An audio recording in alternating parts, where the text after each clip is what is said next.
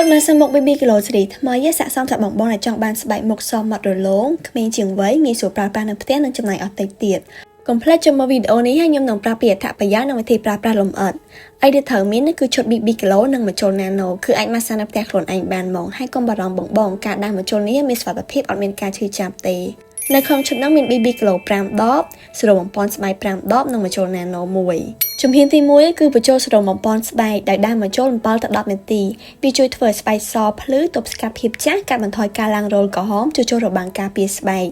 ជំហានទី 2 គឺបញ្ចូលសរុប BB គីឡូដាំម្ជុល 10 ទៅ 15 នាទីធ្វើឲ្យស្បែកសម៉ត់រលោងបិទបាំងស្នាមបង្រួមរុនរោមនិងធ្វើឲ្យស្បែកកាន់តែក្មេងជាងវ័យ ជំហានទី 3 គឺបិទម៉ាស់ 15 នាទីដើម្បីជំរុញប្រសិទ្ធភាព BB គីឡូជាការស្រេច ណែនាំឲ្យប្រើនៅពេលយប់មុនពេលចូលគេងហើយអប់មុខចោលមួយយប់ស្អែកព្រឹកលាងមុខធម្មតាបងបងនឹងមានអារម្មណ៍ថាមុខសផ្លែតាំងពីប្រើលើកដំបូងមកមួយឈុតនេះគឺបងបងអាចប្រើបាន 15 ដងហើយមួយអាទិត្យគួរប្រើម្ដង BB គីឡូខាងយើងគឺជាផលិតផលកូរ៉េសុទ្ធបងបងអាចប្រើប្រាស់ដោយមានទំនុកចិត្តអត់ប៉ះពាល់ស្បែកនៅថ្ងៃក្រោយទេសម្រាប់ព័ត៌មានបន្ថែមឬការកម្មងកុំភ្លេចឆានមក Page Yo Yo Skin អរគុណ